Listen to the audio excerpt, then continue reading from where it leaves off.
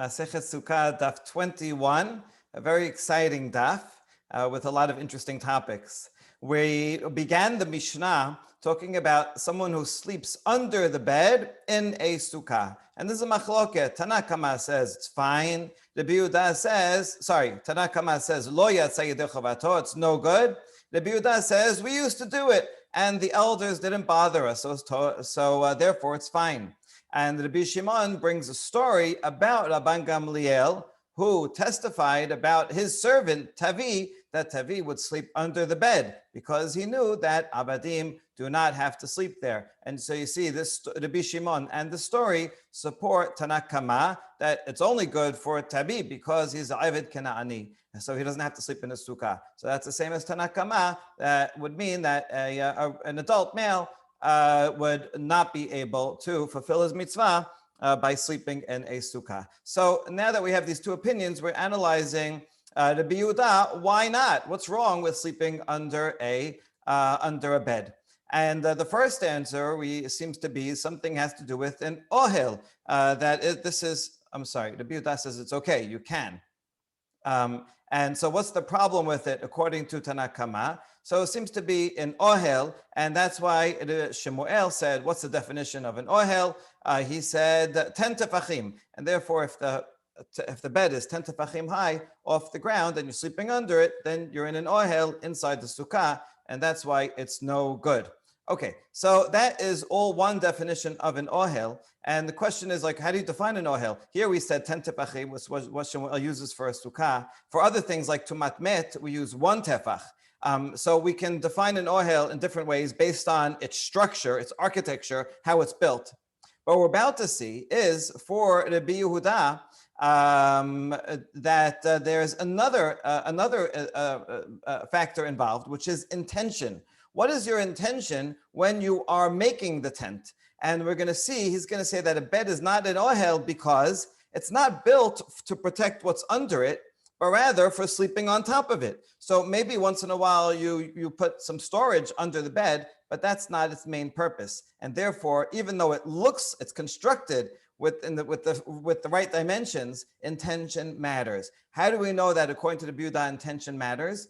Well, the Gemara is going to compare it to a natural cave, something hollowed out in nature. Is that an ohel or not? The Yehuda says no, because it was not made it was no human intention to make it as a tent to protect that which is inside. So according to the Yehuda, it's the intention, it's the thought that counts. All right, so now we're going to bring a Mishnah, and we're going to link it back to the Yehuda here. Tenan hatam, we learned in the Mishnah, in Masechet Ohalot, Echad Chod, Shechararuhu Mayim o Shirasim. If you have a hole that was perforated in a rock by water or by creeping animals, or Shachaluhu Malachat, or some salt ate it away. And so let's say it's a rock formation, and so that this water or salt burrowed a hole inside, and so there's a cavity that's covered. V'chen midbach abanim, or a pile of stones, a course of stones that naturally is formed this way. V'chen sevar shel korot, or a pile of beams. Now, a pile of beams is made by humans. They piled beams on top of each other, but they didn't have in mind that this beam should extend over the other one and create a pocket. They just piled the beams for just like that, and happened to be. So there was no intention for this to be a tent.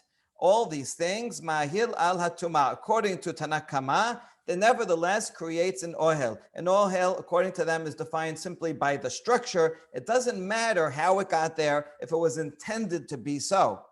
However, the Yehuda Omer, called ohel she'eno asui bidei adam, eno ohel. If it's not made by human or on purpose with intention for it to be a covering, it is not an ohel. And so, so you see that we're only going to get back to the comparison later. But according to the Yehuda, you can see the comparison here that a bed is not made to protect that which is under. You don't have in mind to make a tent. You're using the top of the bed. And therefore, if someone sleeps under the bed, that is not an ohel, and therefore it's okay. You're not being covered. You're in the space of the sukkah, and you fulfill your mitzvah according to Rabbi Yehuda.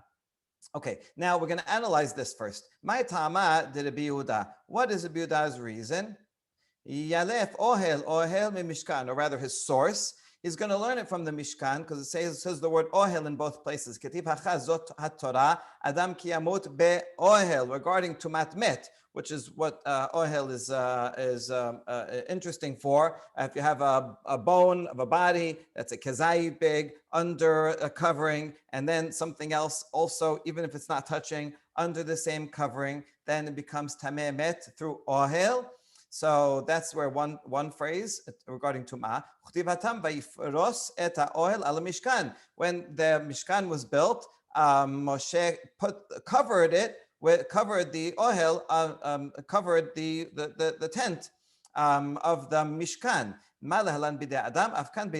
Just like regarding the Mishkan, it was made by human beings on purpose to be a tent. So too, the word tent means something with human intention. And so the word tent regarding or tumat met also has to be something that's made with human intention. So that's his source. Now, this seems to be a good source. How are the rabbis going to defend themselves that they say even a naturally made cavern, but a banan, ohel riba, in Numbers 19, which is all about the laws of Tumat Met and the Paraduma, it says the ohel a lot of times there. So yeah, one ohel we can compare to Mishkan, but it says it again and again. So it means that any type of ohel, any covering, will transfer Tumat Met, and even if it's natural.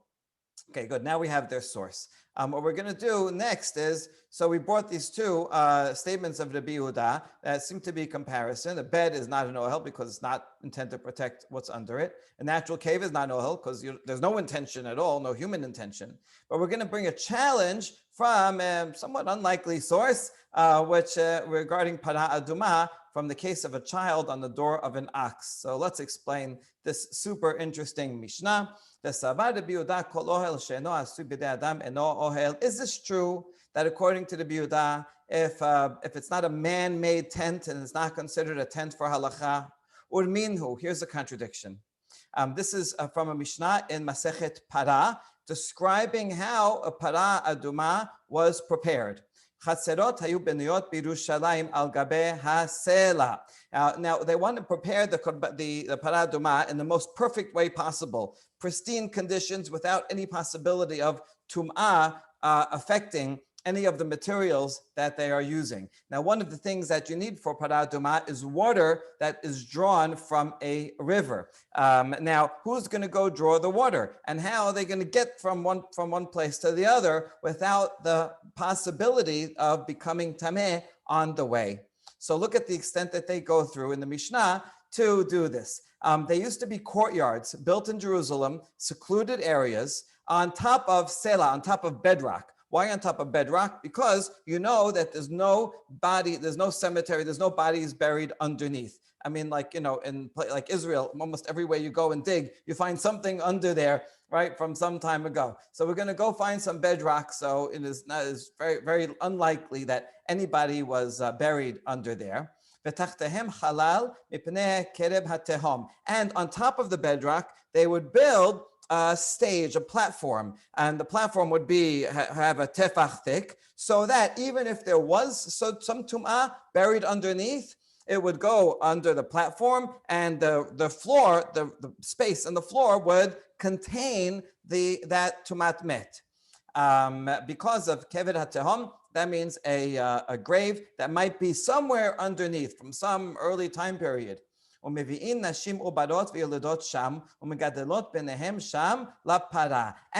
since we know there's no tumat met under those platforms, they would bring pregnant women and they would give birth on those platforms, and they would raise their children there on the platform, never leaving. Right? The child, until they're about 5, 6, 7 years old, can never leave the platform.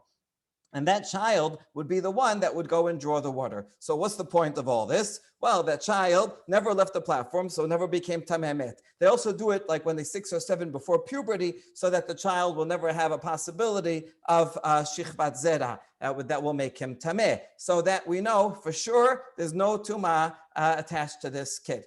Great. Now we take the kid, and we bring some oxen, and on the oxen we put doors. Here's a door, meaning a big plank, so that the kid can sit on it.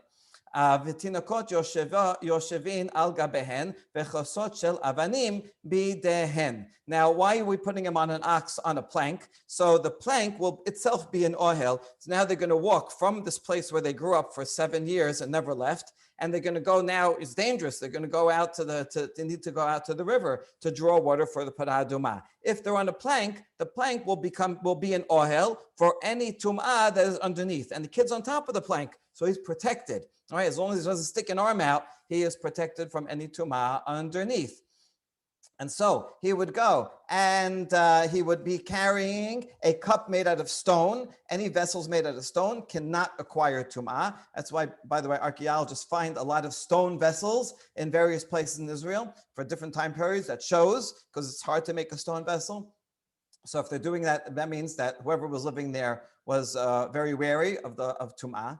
And Higiu la Shiloach, they went to the river Shiloach, the Siloam pool. And they would get off of the ox and go down into the water, draw some water into the stone cup, and go back on top of the door, and then they would take that water to the Bet HaMikdash to prepare the parah adumah.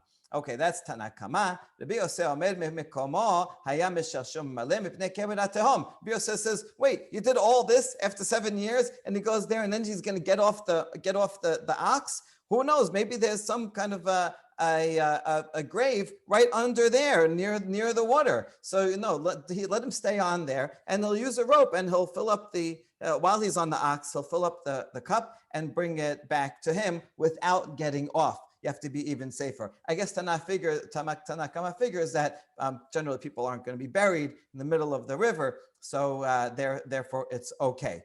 All right, so this is totally interesting in and of itself. The extent to which they went to be pure, it's hard to know if this was ever actually practiced historically. Seems like unimaginable to do such a thing. On the other hand, it's like you can't make the stuff up, right? If it didn't happen. So I don't know if it's historical or not.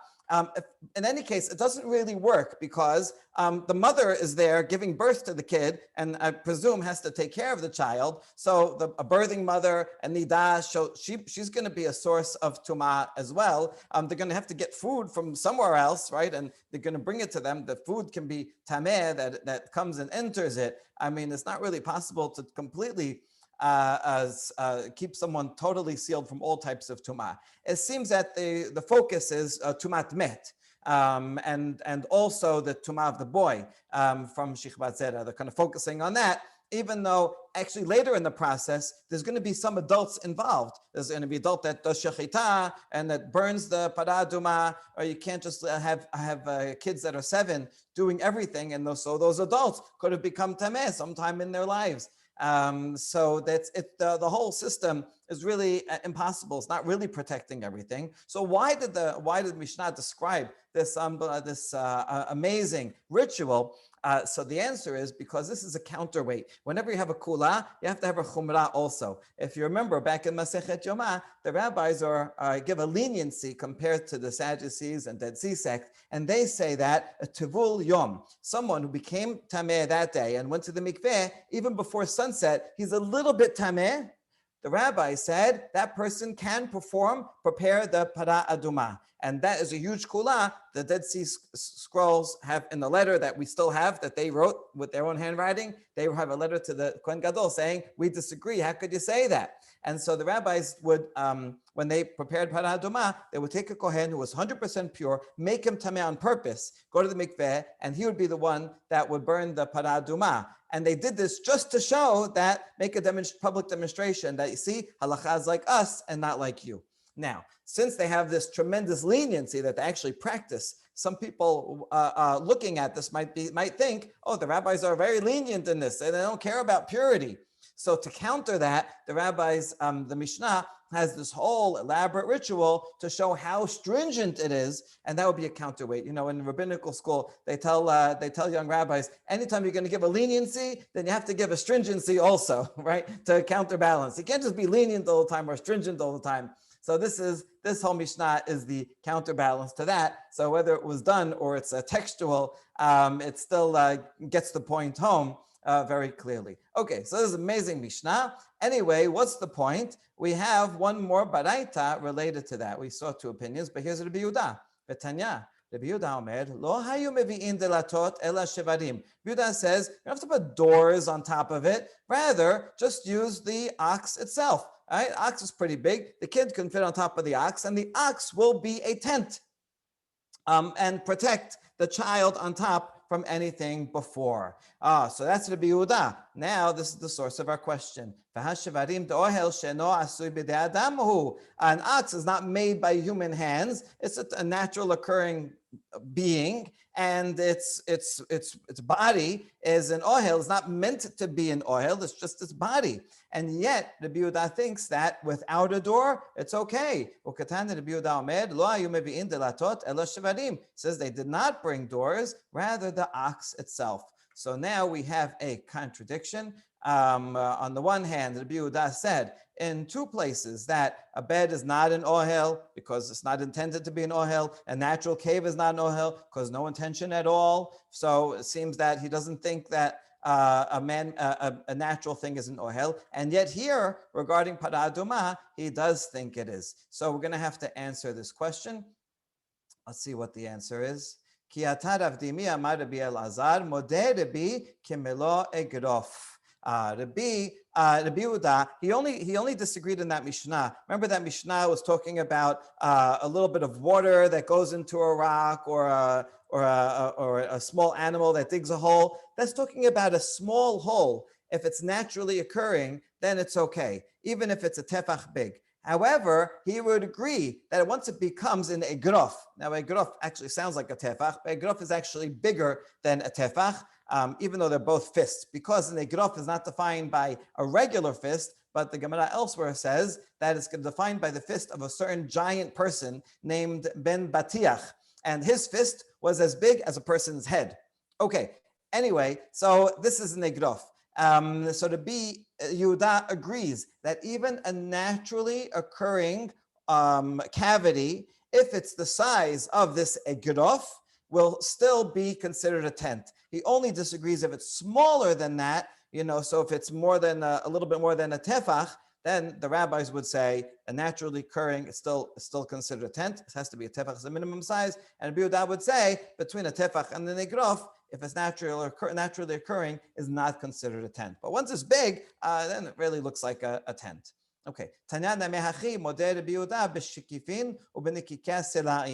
braita that supports this, that Rabbi Yehuda says caves and big cavities and rocks. So even though they're not there, even though they're naturally made, a cave is a tent. Right? People use it for protection. And so obviously, if it's big, then he will agree. Okay, good. So now we resolve the contradiction between the two statements of Rabbi Yehuda. After all, an ox, right, under the ox, there's plenty of room. You can put lots of fists under an ox. So an ox can be a good tent and protect the child who is on top and contain any tum'ah that the ox might be walking on top of. All right, good. Now we're going to come back. Why did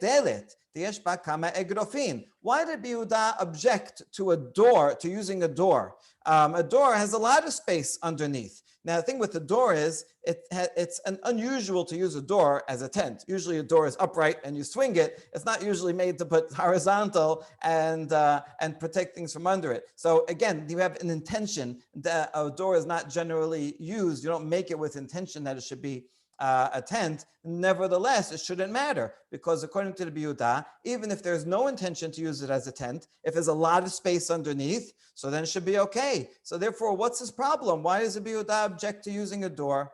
So why does he say, no, only use an ox, don't use a door? We see two answers. Amar Abaye, lo hutzrichu lehavii delatot. He just meant that you don't need to bring a door. You can bring a door if you want. He wasn't arguing with that. Yeah, a door has a lot of space underneath, even though it's not, you don't usually use a door. It's not intended to be a tent. It would be a tent. I'm just saying you don't need to bring one.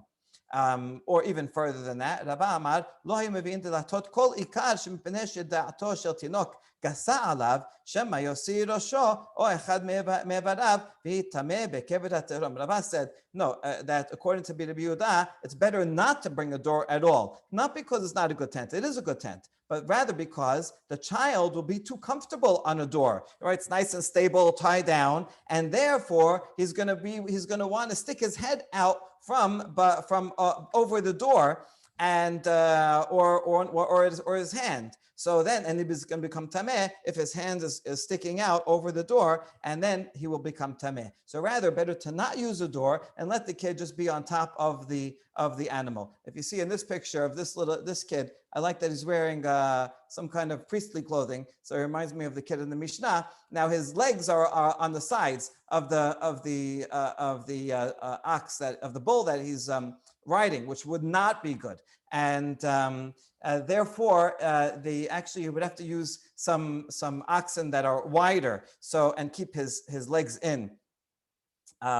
Okay, so to make sure that he wouldn't. And we have a braita, in fact, that says precisely this. Tanya kibate de Rava, right? Rava, who says not only didn't they have to bring, but better not to use a door.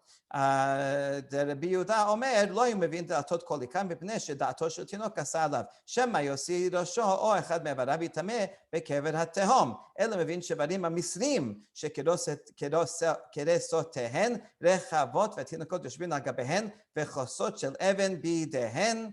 So in fact, this is exactly the same words that they would, according to the Yehuda, they would not use a door because then the kid will more likely stick his head out. Rather, they would bring these Egyptian oxen who were very fat, very broad, and so the kid could just fit on it comfortably without sticking anything out. And he would be holding this stone vessel, and he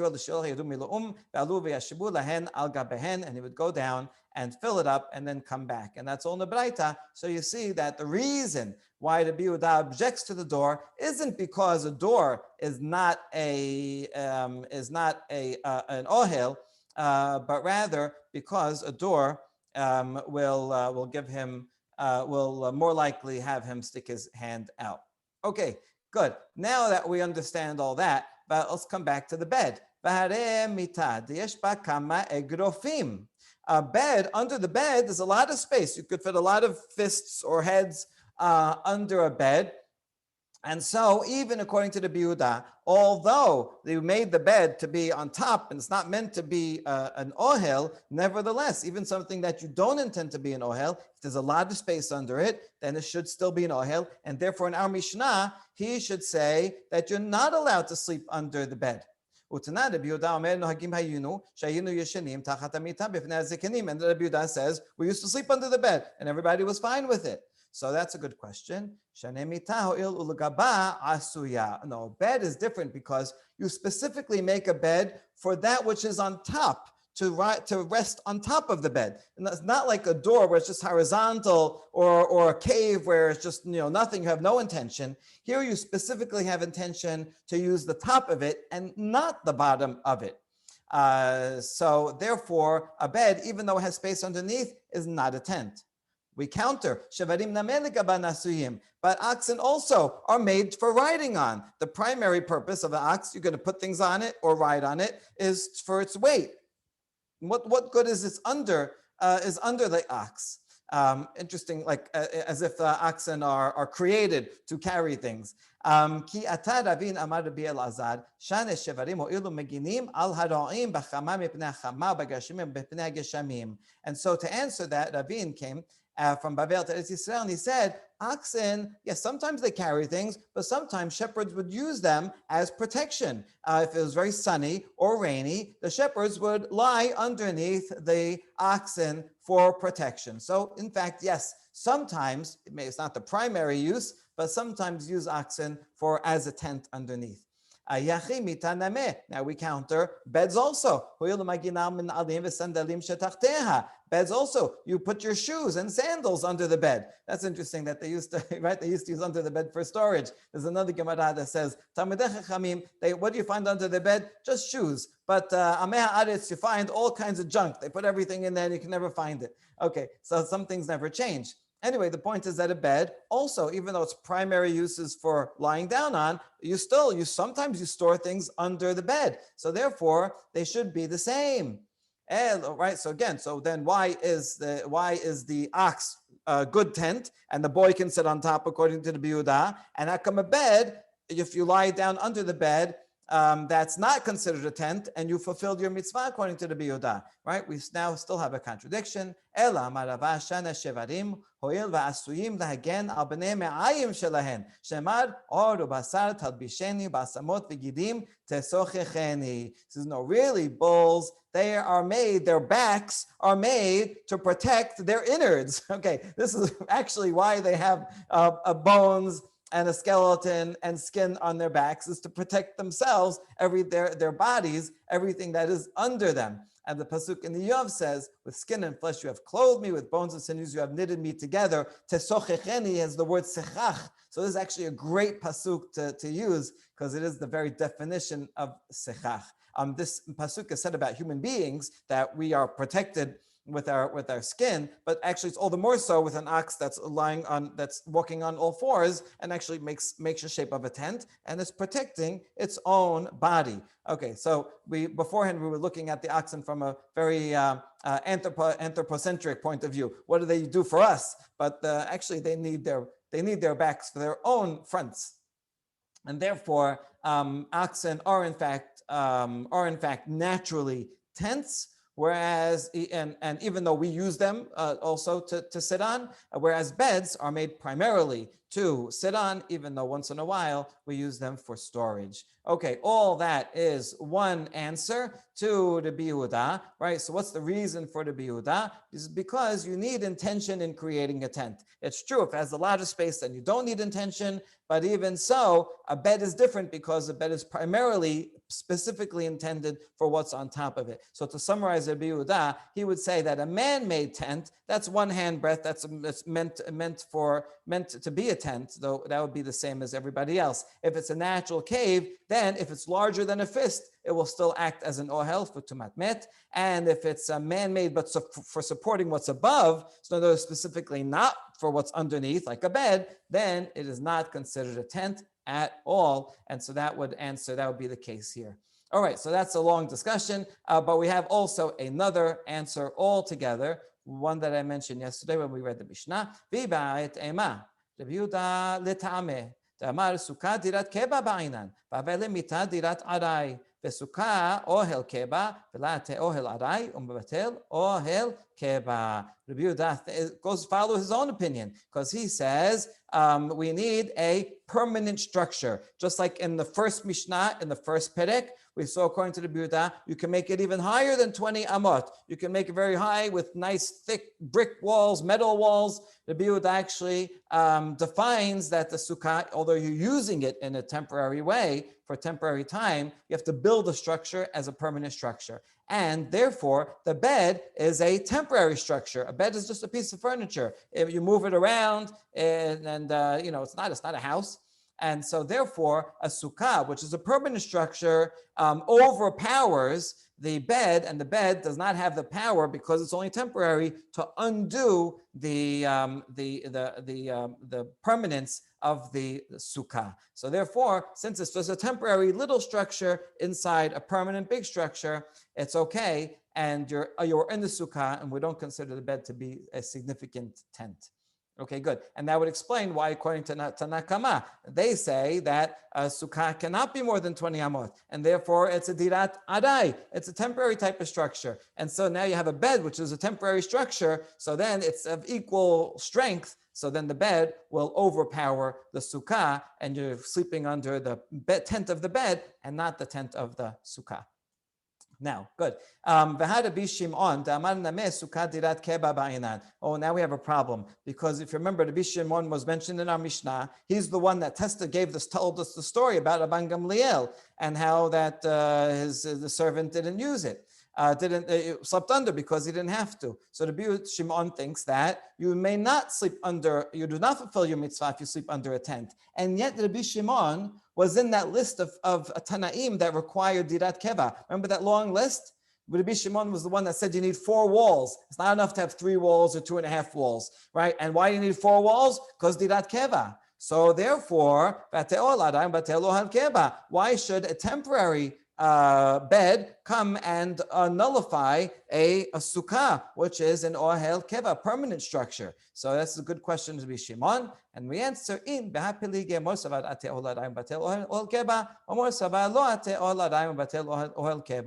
precisely the point of their disagreement. That one master, Rabbi Shimon, thinks that even a temporary structure can nullify a permanent structure, and the other master, Rabbi Yehuda, thinks that a temporary structure cannot nullify a permanent structure. And that's part of their machloket, which is very interesting, because that means Rabbi Shimon, although he agrees with Tanakama, does so for a different reason. Tanakama says they're both temporary structures, and therefore the bed will undo the sukkah, which is also a temporary structure. Rabbi Shimon agrees with Rabbi Yehuda that the sukkah is a temporary structure, but nevertheless thinks that a temporary structure, the bed, can nullify the sukkah. All right. That's all the opinions of the 2 explanations of the opinion of Rabbi Yehuda. And now we get to the end of the Mishnah, the story of Rabbi Shimon Maaseh b'Tabi Abdo. Tanya Amar Rabbi Shimon Mesichato Shel Rabban Gamliel Lamanu Shnei Devarim. Shimon, this is a braita that summarizes the same thing that we saw in the Mishnah. From the conversation of Rabban Gamliel, we can learn 2 important halachot. Number 1, Lamanu she'avadim peturim min hasukah, Lamanu she'yashen tachat hasukah lo yasai dechavato. Number 1, we learn that avadim eved Kanani, who is has the same legal status regarding observance of mitzvot as women, and are patur from sukkah, because mitzvot aseh shazaman gerama, and eved Kanani has to be on call all the time. Eved has to be on call, and so he cannot be commanded to perform these mitzvot. And we also learn that if you are under the bed, that you do not fulfill your mitzvah, right? Because that's evident from Rabban Gamliel praising Tavi that he knows this, and he did not fulfill his mitzvah. Great. Lema, question on the Braita. Lema midivarav shel Rabban Gamliel. How can we say from the conversation of Rabban Gamliel, and instead of and not right from the words of Rabban Gamliel? So milta agav oreche kamashmalan. You know what? We learn yet another thing from this choice of words, conversation. Ki hada amarav acha bar ada v'amrila amarav acha bar ada amarav hamnuna amarav. This is fantastic. Like we were trying to figure out who said it. One says it's this Rav Acha bar Ada. Another says it's also him, but in the name of Abna and the name of Rav. So did he say it himself, or did he say in the name of his teacher, say in the name of his teacher? Either way,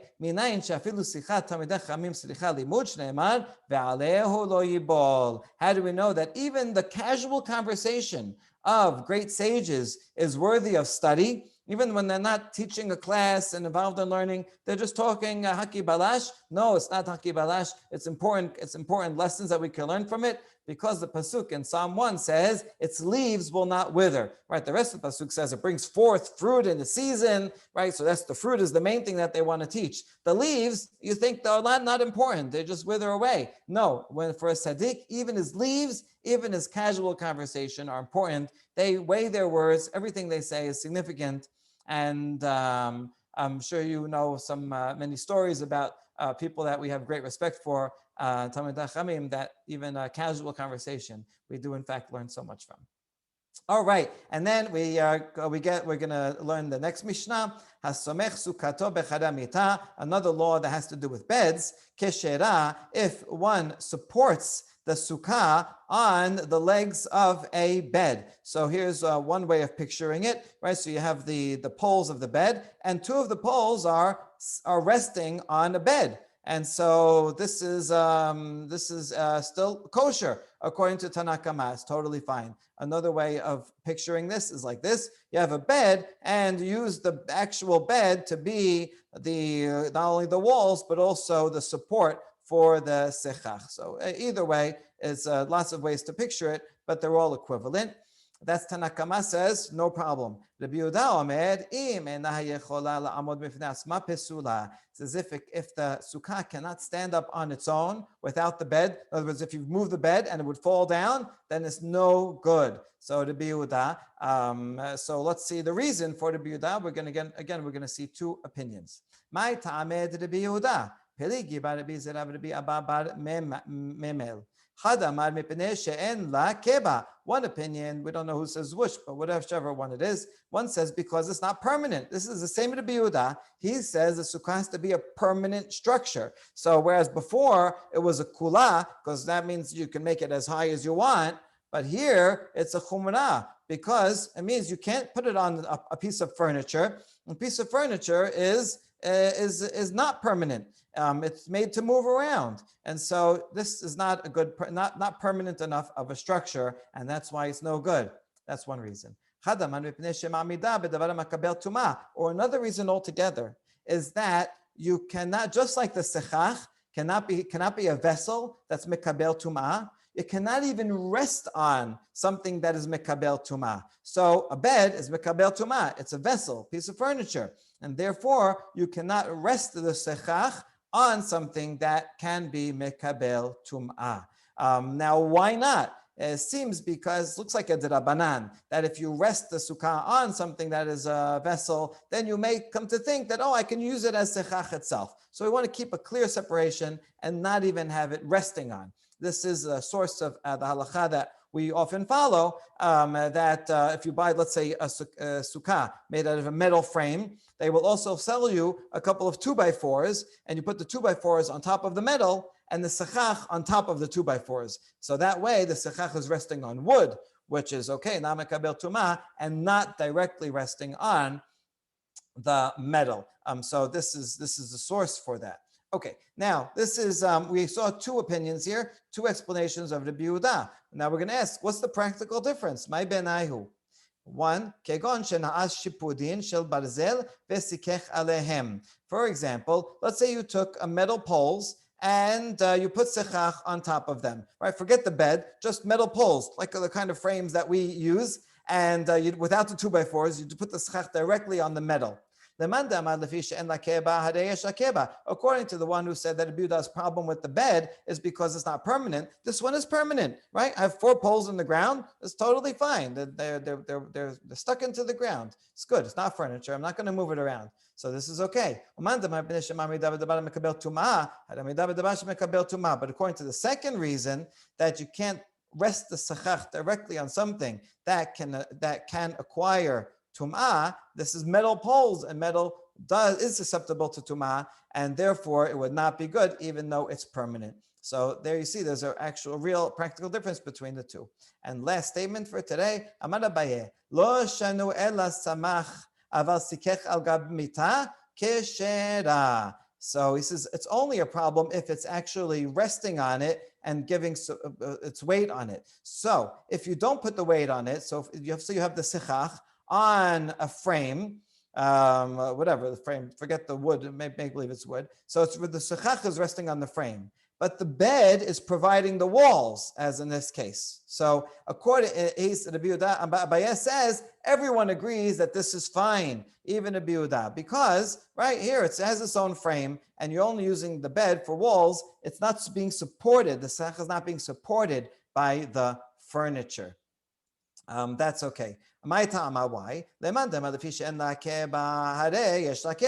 the problem with this case of resting on the bed is because it's temporary, well, this is not temporary, it's permanent, right? You have the sechach is resting on something permanent. It's true, the walls are not permanent, but that's not so important. You need walls there, but the main definition of the sukkah is the sechach. So the sechach has to be permanent, and just make sure the walls are there also. If you move the walls, it's not going to be kosher, but it doesn't ruin the sechach. And